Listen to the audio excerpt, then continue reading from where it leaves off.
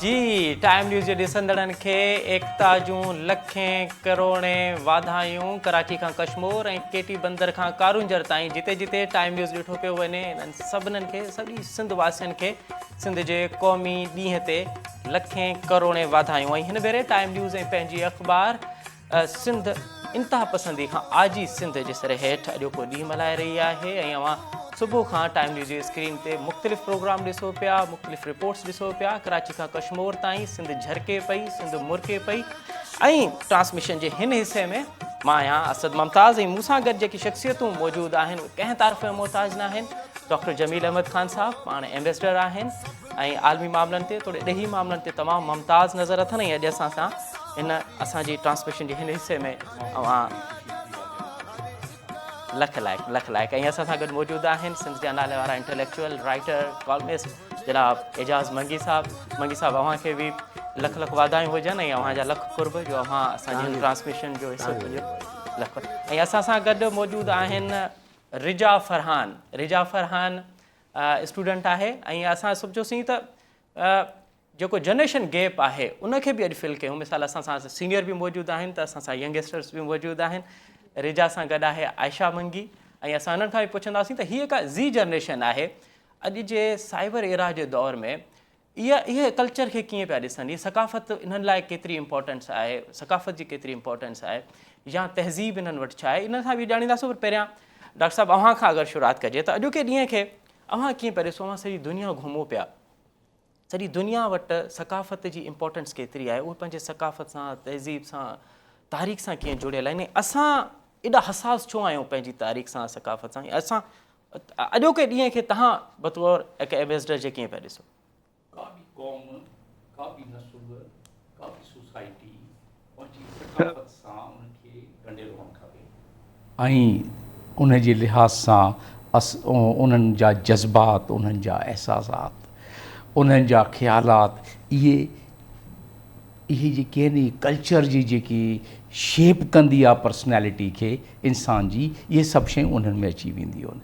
सॼी दुनिया में ईअं ई आहे ऐं सॼी दुनिया में कल्चर खे उनखे परवान चढ़ाइण लाइ, वधाइण लाइ कल्चर खे काफ़ी कोशिशूं कई वेंदियूं आहिनि। असां वटि ते माण्हू जीअं त हाणे टाइम न्यूज़ वारनि जंहिं हिसाब सां सॼो इन्हनि खे अवेयरनेस क्रिएट कई आहे, जंहिं हिसाब सां माण्हुनि में ॼाण पैदा कई आहे।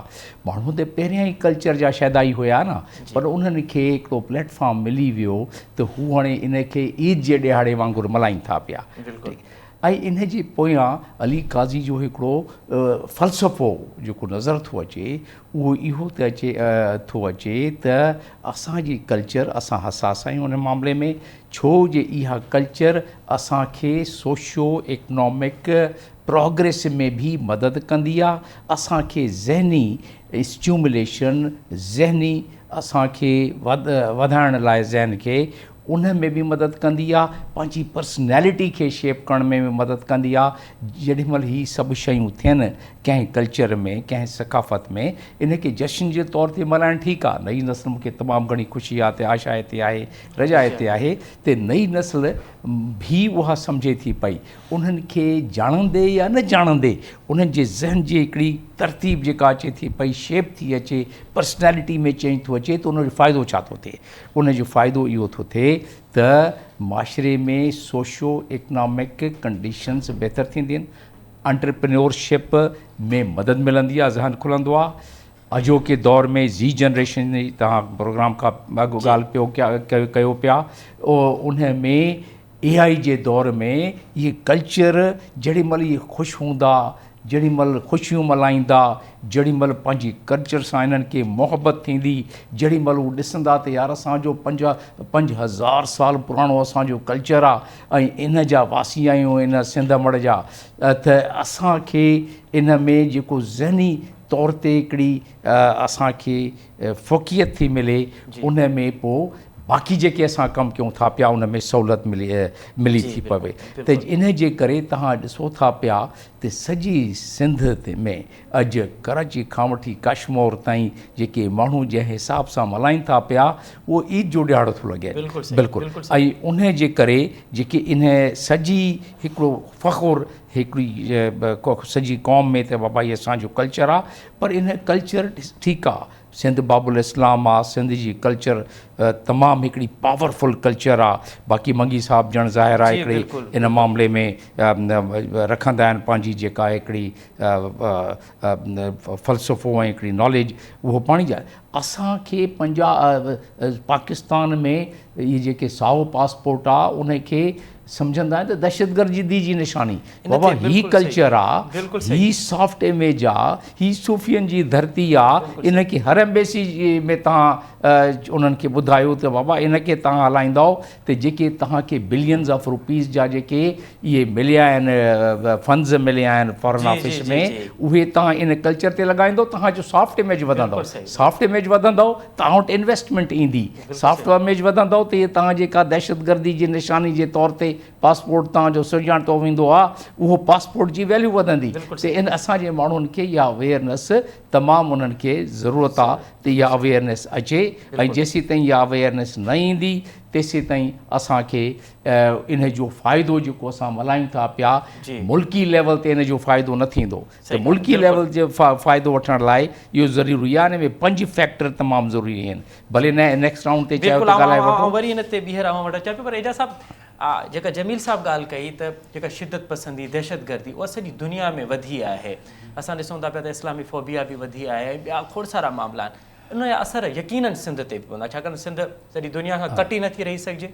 ऐं सिंध में बि असां ॾिठोसीं त गुज़िरियल समय में जेका शिदत पसंदी वधी उहा न सिर्फ़ु रिलीजियस ई, बल्कि शिदत पसंदी कल्चरली बि थिए पई, सोशल बि थिए पई ऐं पॉलिटिकली बि थिए पई। ऐं टाइम न्यूज़ हिन भेरे जेको ही ॾींहुं मल्हाए पई उहा इहा आहे त इंतिहा पसंदी खां आजी सिंध। अवां कीअं पिया ॾिसो इहा का शिदत पसंदी वधी आहे, उन जा मुख्य सबब कहिड़ा आहिनि ऐं सिंध जो रिएक्ट हाणे कीअं हुजणु घुरिजे इन ते? Thank U very much. हाणे ॾिसो असद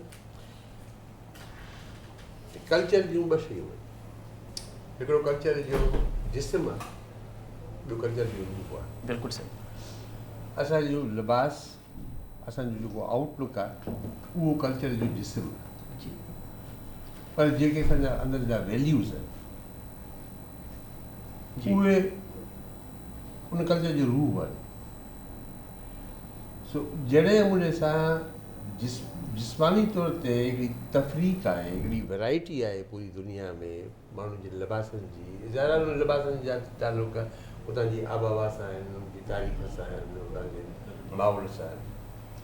पर मां सम्झां थो त जहिड़े नमूने सां तव्हां हिकिड़ी ॿी विख खई आहे त इंतिहा पसंदीअ खां अॻियां कल्चर खे तव्हां जो स्पिरिचुअल जेको कनेक्शन ॻोल्हियो आहे, माना त असां हाणे कल्चर जो उहो पासो था ॻोल्हियूं पीरा टोपीअ जे अॻिते। हाणे 1 step forward towards our standards, असांजा वैल्यूज़ कहिड़ा आहिनि। बिल्कुलु सही। जेको बेसिक वैल्यू आहे उहो आहे त जेसि ताईं तव्हां अमुन सां को एग्ज़िस्ट न कंदव तेसिताईं कल्चर फ्लोरिश न कंदो।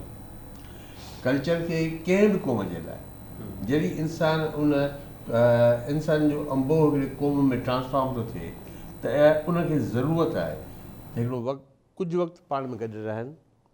ज़ाहिर आहे अमुन खां सवाइ नथा रही सघनि। जहिड़ो जेको आहे या जंग आहे या रतो छाण आहे जेको आहे उन माहौल में इंसानु इर्तिका नथो करे सघे। इर्तिका जे लाइ अमुन खपे, पोरियो खपे, मुस्तक़िल महिनत खपे। त हीअ जेका हिन वक़्तु पूरी दुनिया में जेका मारामारी आहे उन जा ॿ पासा आहिनि। हिकिड़ा पासा मुफ़ादनि वारा जी, ऐं ॿियो पासो जेको आहे उहो आहे उन्हनि जे कल्चर जो उन्हनि ते इम्पैक्ट। मिसाल हिकिड़ियूं क़ौमूं हुयूं, हाणे उहे ट्रांसफॉर्म थी वञनि, उन्हनि जी में कल्चरल तब्दीलियूं आयूं आहिनि, जेके चंगेज़ हुया या हलाकू हुया या ख़तरनाक क़िस्म जा जेके आहिनि से उहे क़बीला हुया, जंगजू हुन हुया, या कंहिं दौर में यूनानी हुया, पूरी दुनिया खे हिते काहू कंदा हुया।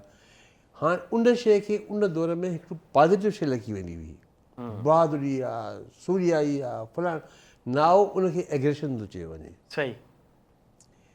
त असां वटि जेका सिंध जी जेका सूरत हाल आहे उहा उन में हमेशह खां वठी मुंड खां वठी सिंधू दरिया जे माठीने वहकिरे वांगुरु को एग्ज़िस्टेंस, हिक ॿिए खे बर्दाश्त करणु, इख़्तिलाफ़ सां गॾिजी रहणु ऐं हिकिड़ी अञा बि ख़ूबसूरत ॻाल्हि त यूनिटी ऑफ अपोज़िट्स. हा भले तव्हांजो मूंसां ज़हनी इख़्तिलाफ़ हुजे but still we like each other. हा असांखे ॿिए कमु था अचूं. बिल्कुलु उहो जीअं चइबो आहे न त रुठाई रहनि पर हुजनि हयाती वारो कमु आहे न. त भले तव्हांजा मूंसां इख़्तिलाफ़ हुजनि पर तव्हां हुजो शादो तूं आबाद मुंहिंजे हुजो. चमन खे बाहि न ॾे, मां तुंहिंजे चमन खे बाहि न ॾियां. हा हा लाइक दिस. सही. त ठीकु आहे. असांजा अक़ीदा मुख़्तलिफ़ थी सघनि था, असांजा मज़हब मुख़्तलिफ़ थी सघनि था, असांजूं ॿोलियूं मुख़्तलिफ़ थी सघनि थियूं, पर असां इन ॻाल्हि ते त को इख़्तिलाफ़ कोन्हे त बुज़ुर्ग जो एतिराम करणु खपे, ॿार सां प्यारु करणु खपे, औरतुनि खे तहफ़ुज़ मिलणु खपे, सही, बुखे खे मानी मिलणु खपे, महिमान खे इज़त मिलणु खपे. These are the basic and universal values. जेको कल्चर पाण में इहे शयूं सांढे थो ऐं इनखे अमली तौर ते ओन करे इनखे फ्लोरिश थो करे, उहो अमीर कल्चर आहे. उन कल्चर खां असांखे बि सिखणु खपे ऐं कल्चर खे बि खां सिखंदा आहिनि. बिल्कुलु सही, बिल्कुलु सही पिया चओ. ज़ी जनरेशन वटि हलूं भला. त ज़ी जनरेशन कीअं पई ॾिसे इन तमामु तर मामले खे. तव्हां वटि हीअ को असां अजरक पाए वेठा आहियूं, टोपी पाए वेठा आहियूं, इनखे तव्हां छा पिया ॾिसो? इहो सिर्फ़ु हिकिड़ो ड्रेस जो हिसो आहे, ड्रेसिंग आहे, या हिन खां अञा वधीक कुझु आहे? इस मामले में बहुत सारे लोगों पे बहुत सारे ओपिनियंस होते हैं. हर कोई अपने अपने नज़रिए से देखता है. खासतौर पर हमारी जनरेशन में जब ओपिनियंस कुछ ज़्यादा ही ज़ोर से कहे जाते हैं, बिकॉज अब सोशल मीडिया आ गया है, टीवी टेलीविज़न हैं, राइटिंग टेलीविज़न हैं, इतने सारी चीज़ें हैं, तो हर कोई इसको अलग हिसाब से देखता है. जैसे अब इस पे जो है ना ज़्यादा ज़ोर हमारी तरबियत पे होता है. हमारी तरबियत में हमें कैसे सिखाया गया है, ठीक है. जैसे मेरे लिए ये बहुत ही कोई अहम चीज़ है, हमें इसकी इज़्ज़त करनी चाहिए, लेकिन हो सकता है किसी और की तरबियत में इसको ऐसे बयान किया गया है कि अगर तुम ये नहीं पहनोगे तो तुम सिंधी नहीं कहलाए जाओगे, अगर तुम सिंधी नहीं बोलोगे तो तुम सिंधी नहीं कहलाए जाओगे. तो मामला सिर्फ इसका नहीं है कि हम पहनते क्या हैं, वो ये भी है कि तरबियत में आपको कैसे बताया गया है कि आप किस तरह से सिंधी हो. आप अपनी तरबियत से सिंधी होते हो, आप बोलने से सिंधी कहलाया जा सकते हो, आप सिंध में रहते हो आप तब भी सिंधी हो, तो आप उसको चेंज नहीं कर सकते. सिंधी होना इंसान के दिल के अंदर होता है, उसकी पर्सनालिटी के अंदर होता है. वो बावजूद अगर कोई बोलेगा कि मैं सिंधी नहीं हूँ, लेकिन वो सिंध में रहता है और वो कह रहा है कि मैं सिंधी नहीं हूँ, तो एक तरीके से तो वो यही बोल रहा है ना कि मैं इंसानों के बीच में रहता हूँ लेकिन मैं इंसान नहीं हूँ. तो इस बात पे तो कोई शक नहीं है कि हमारी जो लिबास होता है वो हमारे कल्चर की रिप्रेजेंटेशन होती है, लेकिन हमारे कल्चर की सबसे बड़ी रिप्रेजेंटेशन हमारी तरबियत होती है. अच्छा, आयशा कीअं पई ॾिसे? आयशा तव्हां वटि सकाफ़त छा आहे? सिर्फ़ु अजरक ऐं टोपी पाइणु आहे या उन सां गॾियल कुझु ॿियूं शयूं बि आहिनि जेको सकाफ़त जो हिसो आहे, जेकी सकाफ़त जो हिसो आहे? मुंहिंजी ओपिनियन में असांजा ॿ मेजर वैल्यूज़ आहिनि. जी. हिकिड़े त थियो हॉस्पिटैलिटी, हम्बलनेस, जी, ऑफ कोर्स, ऐं हू छा चइबो आहे, जी, असां पंहिंजे पाण खे कीअं उहो दुनिया जे अॻियां पोर्ट्रे था कयूं, सही पंहिंजे आहे. कैरेक्टर खे, पंहिंजे असां कीअं उथूं था, कीअं वेहूं था. मूं स्पेशली अॼुकल्ह पंहिंजे स्कूल में ॾिठो आहे कि जेके ॿार आहिनि सिंधी, उहे इवन दो असां डिफेंस में स्कूल वेंदा आहियूं त उते काफ़ी ॿारनि खे सिंधी उर्दू बि न ईंदी ॻाल्हाइणु सही तरह, अंग्रेज़ी ॻाल्हाईंदा आहिनि. त उन्हनि खे जेके सिंधी आहिनि उहे सिंधी ॻाल्हाईंदा आहिनि. जेके मुंहिंजे क्लासमेट्स आहिनि बलोची आहिनि, पंजाबी आहिनि, उहे बलोची पंजाबी न आहिनि ॻाल्हाईंदा, न जेके हो उर्दू स्पीकिंग उर्दू न आहिनि ॻाल्हाईंदा, पर सिंधी ॻाल्हाईंदा आहिनि उते हिकु लाइक अमंग दमसेल्व्स ऐं हो मुंहिंजे फ्रेंड्स सां, टीचर्स सां. त पर इन खां अलावा बि even though this is a good point, मूं इहो बि नोटिस कयो आहे कि इन्हनि खे हाणे हो सिंधी, कुझु मुंहिंजा वरी सिंधी दोस्त आहिनि जंहिंखे सिंधी ॻाल्हाइण बि न ईंदी. हाणे उन्हनि जा माउ पीउ उन्हनि खे सिंधी कोन था सेखारनि, उन्हनि खे हो पंहिंजा वैल्यूज़ ख़बर कोन्हनि, कल्चर जी ख़बर कोन्हे. त आई थिंक कि वाइल जेन ज़ी खे बि पंहिंजे थोरे कल्चर खे जीअं उहे व्यू था कनि, उन हिसाब सां उन्हनि खे रवैयो पंहिंजो चेंज करणु खपे. पर उन असांजे पहिरीं जेके जनरेशन आहे, इहे मिलेनियल्स, जेन अल्फा वग़ैरह, असां जेके माउ पीउ आहिनि, उन्हनि खे बि हाणे थोरो पंहिंजे ॿारनि खे एक्सपोजर ॾियणु खपे कल्चरल, सेखारणु खपे त हे अजरक छा थो रिप्रेज़ेंट करे, असां हिते जेको जंहिं असां धरती ते रहूं था उहो छा थो रिप्रेज़ेंट करे. त हा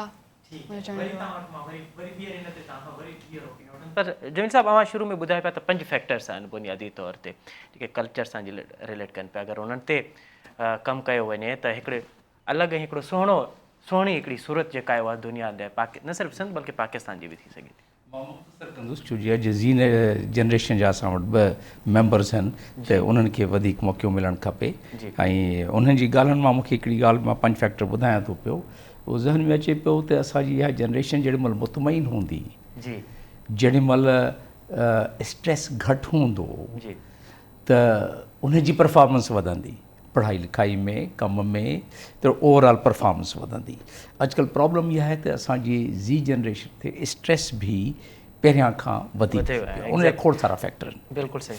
त छा इहे एकता या कल्चरल डे, इहे जश्न मल्हाइण, इहे ख़ुशियूं मल्हाइण, इनखे हिकिड़ी कल्चरल वे में इनखे कंसीव करणु, उन सां साइकोलॉजिकल इम्पैक्ट छा थो थिए हिकिड़ी ज़ी जनरेशन जे मेंबर ते, ऐं उन जी आउटपुट ते कहिड़ो फ़र्क़ु थो पियो. त नेक्स्ट इन में राउंड में शायदि इहो तव्हां आशा खां ऐं रिजा खां शायदि थोरो पुछोसि. पर उहे जेके फैक्टर आहिनि न, इहे सभु ॻाल्हियूं जेकी मां कयूं हींअर, त तव्हांजी जेका पर्सनैलिटी शेप थिए थी पई, जंहिं माहौल में तव्हां रहो था पिया. रजा तमामु बहितरीनु ॻाल्हि कई त तव्हां इन धरती ते रहो था पिया, तव्हां सिंधू अमड़ खे तव्हां इन खे रिकग्नाइज़ कयो था पिया, ऐं उन खां बाद तव्हां चओ था मां रहां थो हिते पियो पर मां त धारियो माण्हू आहियां. त पोइ तव्हां तमामु बहितरीनु ॻाल्हि कई त तव्हां इन मतिलबु त इंसाननि में था रहो पिया. सही ॻाल्हि. छो जो सोसाइटी ते जेको आहे हिकिड़ो उनजो मतिलबु इहो आहे त इंटरएक्टिव को एग्ज़िस्टेंस जेका ॻाल्हि हले पई, ऐं इंटरएक्टिव बेनिफिट जेका आहे. हाणे उहे बेनिफिट्स कहिड़ा आहिनि कल्चर जा, ऐं जेके इहे जंहिं माहौल में तव्हां रहो था पिया उन में, त उन में बेसिकली पहिरीं ॻाल्हि त इहा आहे त ज़ी जनरेशन चवंदी त असांखे कैपिटल खपे, पर केतिरो खपे. तव्हां ॾिसंदव त जेके अॼुकल्ह फ्रीलांस आहिनि उन्हनि काई कैपिटल न खपे, उन्हनि खे कोई आईफोन खपे या को उन्हनि खे टच फ़ोन खपे, उन ते उहो फ्रीलांसिंग शुरू करे था छॾनि. त उन में कैपिटल जी बि एतिरी ज़रूरत न आहे, ऐं डॉलर था कमाइनि ऐं खोड़ था कमाइनि.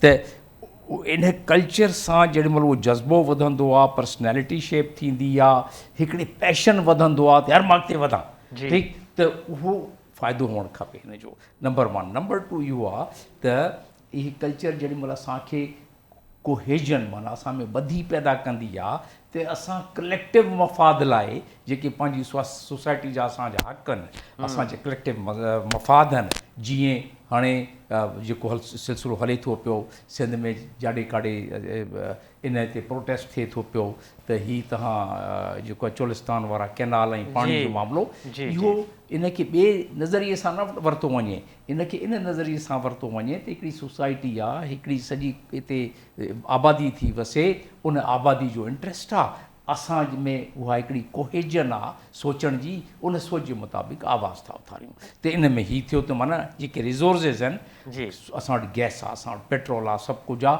केॾी महिल असां थोरी अॻिते पुठिते करण जी कोशिशि कंदा आहिनि ॿिया जेके मर्कज़ वारा, ठीकु आहे, उन्हनि खे बि ज़रूरत आहे पई, पर जेको कॉन्स्टिट्यूशन में ॾिनल आहे इन कल्चरल कोहेजन जे करे जेका ॿधी थी वञे, त माण्हू चए थो बाबा हीअ जेके हिते रहनि था पिया इंसान, उन्हनि जो इहो हक़ु आहे, तव्हांजे कॉन्स्टिट्यूशन में ॾिनल आहे, असांखे उहो ॾेई छॾियो. नंबर 2. पोइ वरी जेके असांजा ह्यूमन रिसोर्स यानी जेके ज़ीन जनरेशन वारा माण्हू आहिनि, इन्हनि जी अफ़ादियत वधंदी आहे, इन जी अहमियत वधंदी आहे, जेॾी महिल हीअ ॿधी वधंदी आहे, जेॾी महिल इहे जश्न मल्हाईंदा आहिनि, जंहिंमें हिकिड़ो स्पिरिट डिकोर इनखे चवंदा आहिनि. भाउ पीउ जो जेको आहे उहो वधंदो आहे, जेको भाई पीउ, त असां हिक ॿिए सां केतिरो ॻंढियल आहियूं. पोइ इन में ये सोशो कल्चरल एनवायरनमेंट जेका आहे न, इंसान खे वॾे पैमाने ते सोचण जो मौक़ो ॾींदी आहे. त ही 4-5 फैक्टर आहिनि, इन जे करे असां त इन मामले में ॾिसो इन जंहिं धरती ते माण्हू रहे थो पियो, जंहिं इलाइक़े में रहे थो पियो, हुतां जा के लीडर आहिनि, उतां जा के अॻुवाण आहिनि, उन्हनि खे बि सलाह इहा आहे, बिलावल जीअं आहे त हू हितां जो अॻुवाण आहे, असां हितां जी आवाज़ आहे, नई जनरेशन जो जनरेशन जो मेंबर आहे, ज़ी जनरेशन लाइ कुझु करे, इहा ई में उन्हनि खे को अॻिते वधाइण में इन कल्चरल जेके एक्टिविटीज़ आहिनि उन में एम्बेडिड फीचर करे त अॻिते प्रोग्रेस कीअं कंदी आहे ज़ी जनरेशन। मूंखे उमेदु आहे कि अॼु बिलावल भुट्टे जहिड़ो माण्हू या ॿियो को अॻुवाण उहो अॼु इन जी बुनियादु रखंदो, 5 खां 10 सालनि में तव्हां नोबेल प्राइज़ ॾिसंदो। इज़राइली खे मथां लही आया आहिनि, उते 150 नोबेल प्राइज़ वारा वेठा आहिनि, सिंध को उन खां घटि आहे। त उन जे लिहाज़ सां मां सम्झां थो पियो त इन एकता वारे ॾींहुं, इन कल्चरल डे खे माण्हू उन स्पिरिट में वठे त असां अॻिते कीअं वधंदासीं, हू बि इन में शामिलु हुजे। बिल्कुलु सही। अच्छा एजाज़ साहिबु ॾाढो तफ़सीली ॻाल्हायो साईं जमील अहमद ख़ान साहिबु, पर विच में ज़िक्र थियो केनाल्स जो। असांजी त माना सिंध जो त ख़ालिक ई दरियाउ आहे ऐं दरिया जा पंहिंजा बि राइट्स आहिनि। ईअं न आहे असां यकीन इंटरनेशनल कानून बि इन में आहिनि, नेशनल कानून बि आहिनि, इरसा बि आहे इन में, वाटर अपॉर्चुनिटी एक्ट बि आहे। बिल्कुलु बिल्कुलु। ऐं दुनिया में हाणे त दरिया खे ह्यूमन राइट्स जो हिसो न्यूज़ीलैंड में, इवन हिंदुस्तान में दरिया जा इंसानी हक़ तस्लीम कया पिया वञनि। त दरिया ते सभ खां पहिरियों हक़ त दरिया जो आहे, छाकाणि त उन सां गॾु हिकिड़ी पूरी काइनात अपर रिपेरियन ऐं लोअर रिपेरियन जा जेके उहे राइट्स, पर जमील अहमद ख़ान साहिबु इन खां बि वधीक त दरिया ते पहिरियों हक़ त दरिया जो आहे, दरिया जो पंहिंजो आहे। त दरिया ते जेको उनजो नेचुरल वहकिरो आहे उन में कंहिं क़िस्म जी का छेड़छाड़। हीअ छा पियो थिए त माना तव्हां ठहियल कानूननि खे लताड़ करे हिकु डेम था ठाहियो, केनाल था ठाहियो, इंटेलेक्चुअली उनखे कीअं कंसीव था कयो, नज़र अंदाज़ करे उनजी उमंगुनि खे, उनजे एहसासनि खे। ॾिसो इहो ख़ुदि कल्चर आहे, कानून ते अमल करण जो हिकिड़ो कल्चर आहे। मिसाल तव्हां जेकॾहिं यूरोप या जेके मुहज़ब मुल्क दुनिया में चऊं था, उते इहो तसवुरु कोन्हे त माण्हू आइन खां मावरा थी या आइन जी भञ कढी करे। इहो कल्चर जे हवाले सां तमामु वॾो स्ट्राइक थींदो ऐं तमामु वॾी हिकिड़ी बदियत ऐं ग़लति ॻाल्हि थींदी ऐं वॾो गुनाह ऐं वॾो जुर्म हूंदो त तव्हां कानून ते अमल न कयो। त कानून ते अमल करण जो कल्चर आहे। वरी हिते असां वटि जेके कल्चर आहिनि उहे कानून शिकनी वारा कल्चर आहिनि। तव्हां आइन खे मुअतल करे छॾियो, तव्हां बंदूक खणी अचो, मखलूक खे यरग़बाल बणायो, तव्हां वज़ीर आज़म खे फांसी ते चाढ़े छॾियो, तव्हां कूड़ ॻाल्हायो, तव्हां करप्शनूं कयो, तव्हां पंहिंजी करप्शन खे बचाइण जे लाइ सियासत खे इस्तेमालु कयो। इहो बि ख़ुदि हिकिड़ो गंदो सियासी कल्चर आहे ऐं इनखे कल्चर चयो वेंदो आहे त इहे सियासी कल्चर ख़राबु न कयो। जमहूरियत जो अलॻि कल्चर हूंदो आहे, आमिरियत जो अलॻि कल्चर हूंदो आहे। त जहिड़े नमूने सां तव्हां दरिया जी ॻाल्हि था कयो त दरियानि खे जा जेके वकरा आहिनि उहे जेके फितरत जा सिलसिला आहिनि उन्हनि जो एतिराम करणु असांजे कल्चर जो हिसो हुअणु खपे। मिसाल तमामु हज़ारे साल अॻु में हिकिड़ो मज़हब हुयो जंहिंजो जैन मज़हब वारा भाभी, उहे चवंदा हुआ त तव्हां बेसबबु गैर ज़रूरी नमूने सां जेकॾहिं वण जी टारी बि पटियो था त इहो गुनाह आहे। यू हैव, तव्हांखे को हक़ु न आहे, बिल्कुलु तव्हांखे को हक़ु कोन्हे त तव्हां जेको आहे सो के जहिड़ी शइ खे त उहो चयो आहे त माण्हू छा पर गाह बि थो या साहु खणे थो ऐं गाह वाक़ई साहु खणंदो आहे, ख़बर आहे। बिल्कुलु हाणे त चवनि था त गाह जेके आहिनि उहे म्यूज़िक खे ॿुधी बि ख़ुशि था थियनि, वधीक सावा था थियनि, राइट। त साॻिए नमूने सां दरिया फ़क़ति जेको आहे सो माना आबादी इंसानी ई ॿनियुनि जे लाइ न आहे, दरिया ते हक़ु इंसाननि जो बि आहे, पर इन्हनि खां अॻु में मच्छियुनि जो हक़ु आहे, उन्हनि जो बि हक़ु आहे, जीतनि जड़नि जो जेके उते माखियूं जेके आहिनि से हलनि थियूं, छा उनजो हक़ु न आहे? बिल्कुलु सही, बिल्कुलु सही। उनजो त पहिरियों हक़ु आहे। सभ खां बिल्कुलु इंसान त कंहिं नमूने सां ॿिए नमूने सां सर्वाइव करे सघे थो। हिकिड़ी मच्छी त बिना पाणी जे सर्वाइव नथी करे सघे। सही ॻाल्हि। उन करे उन्हनि खे बि उन्हनि जी बि ज़िंदगी आहे ऐं उहे दरिया सां एसोसिएट आहिनि थियल, त हिकिड़े पूरे काइनात जे सिस्टम खे तमामु हेठि मथे कंदव त पोइ इहो असरु थींदो। जीअं असां वेठा आहियूं दिसंबर जे महीने में ऐं कंहिंखे कोट कोन्हे, हा AC हले पियो। AC हले पियो। इहो आहे त तव्हां फितरत जे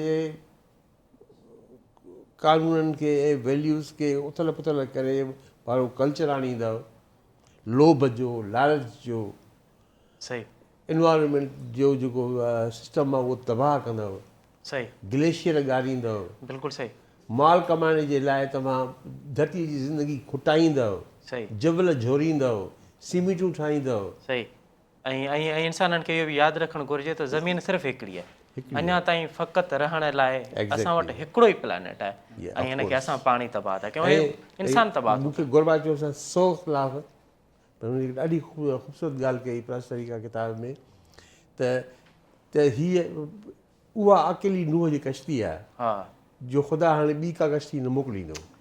वाह बिल्कुलु सही। कि धरती उहा नूह जी कश्ती आहे। असां आहियूं बिल्कुलु आख़िरी हिसे में ज़ी जनरेशन वटि हिकु दफ़ो हलूं पिया। अच्छा रिजा, अव्हां ॿुधायो त अव्हां जॾहिं पंहिंजे दोस्तनि सां पंहिंजे हम उमिरि उन्हनि सां वेहंदा आहियो, उते कल्चर जी जेके ॻाल्हियूं थींदियूं आहिनि उनखे हूअ कीअं पिया ॾिसनि? तव्हां त पंहिंजी ॻाल्हि कई, हुननि लाइ कीअं हूंदो आहे कल्चर? जैसे मैंने पहले बोला कि तरबियत पे फ़र्क पड़ता है, लेकिन जब आप दोस्तों के साथ बैठते हैं ना तो तब भी बहुत सारे लोगों के ओपिनियंस चेंज होते हैं। वो कहीं कुछ और बात करते हैं, कहीं कुछ और बात करते हैं, सिर्फ इसलिए कि वो भी फील करें कि वो भी एक तरीके से वहाँ मौजूद हैं और वो भी वहाँ एक तरीके से बिलोंग करते हैं। ठीक है, अभी यहाँ पे बहुत सारी बातें हो रही थी जिसमें से थोड़ी बातों से मेरा भी इख्तिलाफ था कि ज़रूरी नहीं है कि हर जगह एक्सट्रीमिस्ट होते हैं। ठीक है, एक्सट्रीमिस्ट हर कल्चर में होते हैं, हर ज़ात में होते हैं, हर जगह होते हैं। वैसे ही जब दोस्तों के साथ बैठते हैं ना, वहाँ कुछ दोस्त ऐसे भी होते हैं जो अपने कल्चर को लेकर कुछ ज़्यादा एक्सट्रीम होते हैं। तो उनके साथ बात करने के दौरान जो है ना, आपको थोड़ा बहुत अपनी बातों पे गौर देना पड़ता है कि आप जब उनसे बात कर रहे हैं तो ये ना हो कि वो अपने दिल पे कोई आपकी बात ऐसे ले लें कि उनको तो पता नहीं होता ना कि आप किस हिसाब से बात कर रहे हैं। उनका कल्चर अलग है, हमारा कल्चर अलग है, तो उनको तो नहीं पता ना कि हम उनके हिसाब से हम अपने कल्चर के लिए अच्छी बात बोल रहे हैं, उनके कल्चर के लिए बुरी बात बोल रहे हैं। तो दोस्तों के साथ बैठ के ना कुछ ऐसा आपको एहसास होता है कि आप जब ज़्यादा लोगों में बात भी कर रहे हो ना तो आपका कल्चर का बहुत बड़ा रोल होता है। बिकॉज कल्चर में आपको ख़ानदान में, आप लोगों में, जैसे मामू के साथ में बैठते हो तो हमें सिखाया जाता है कि कैसे बात करनी है हमें लोगों के साथ। जी, हमारे कल्चर का बहुत बड़ा रोल होता है। जैसे हम सिंधियों में हम बहुत तमीज़ से बात करते हैं, आप से बात करते हैं, हम चिल्लाते नहीं हैं, बहुत सुकून से लहजा होता है। बाकी दूसरे कल्चर्स में बहुत ज़्यादा हाइपर होते हैं कुछ लोग बहुत ही आराम से बात करते हैं। तो हर कल्चर का अपना अपना एक अंदाज़ा होता है। जब दोस्तों के साथ बैठते हैं तो वो हमें एहसास होता है कि अच्छा और भी हैं जो ऐसे बात करते हैं, तो हमारी तरह नहीं है। ठीक तो हमें ये अच्छा, बिल्कुलु असां वटि हिकिड़ो मिंट बचो आहे, हिकिड़े मिंट में तव्हां ॿुधाइजो। सॉरी, तव्हांजो असां टाइम जेको आहे उहो ॾिसी, हीअ को असां अजरक ऐं टोपी जो तोहफ़ो ॾींदा आहियूं। असांजे घर में महिमान ईंदा आहिनि, अक्सर असां वटि पहिरीं तरजीह हूंदी आहे त असां अजरक जो हुनखे तोहफ़ो ॾींदा आहियूं। इन में असांजी फीलिंग्स बि जुड़ियल हूंदियूं आहिनि। अव्हांखे बि तोहफ़ा मिलिया हूंदा, अव्हां जूं उन वक़्तु फीलिंग्स छा हूंदियूं जॾहिं तव्हांखे को अजरक जो तोहफ़ो ॾींदो? प्राइड, छो जो सिर्फ़ु सिंधी थोरी न ॾींदा आहिनि अजरक जो तोहफ़ो। अची हो को ॾींहुं मुंहिंजा पंजाबी दोस्त मूंखे ॾींदा आहिनि, बलोची दोस्त ॾींदा आहिनि, त प्राइड जी फीलिंग हूंदी आहे। ऐं मुंहिंजे ओपिनियन में हो अजरक ऐं टोपी या मटीरियल पोज़ेशन आहे, इहा परमानेंट कोन्हे। ऐं हॉस्पिटैलिटी त हर कल्चर में मिली सघे थो। हाणे हिकिड़ी शइ इम्पोर्टेंट आहे, उहो आहे लैंग्वेज, ऐं उनजी कमी आहे अॼुकल्ह मूं नोटिस कयो आहे। त असांखे पंहिंजे लैंग्वेज खे परमानेंट करणु खपे, छो जो उन सां माण्हू अॻियां वञी बि सिंध खे यादि कंदा। त असांजी पहचान असांजो बिल्कुलु न सही। सिर्फ़ु ऐं ॿोली अहम जुज़ आहे कंहिं बि सकाफ़त जो, कंहिं बि क़ौम जो, कंहिं बि तहज़ीब जो। त ट्रांसमिशन जो हीउ सिलसिलो रवंदो आहे। हिते वठूं था नंढी साई खां पोइ अव्हां ॾिसंदो त सॼी सिंध में जेके मुख़्तलिफ़ प्रोग्राम्स थियनि पिया, मुख़्तलिफ़ रैलियूं थियनि पियूं, उनजे लाइ असांखे हलणो पवंदो हेडलाइंस खां पोइ वरी ॿीहर वापसि ईंदासीं ऐं हीउ सिलसिलो रवंदो रहंदो।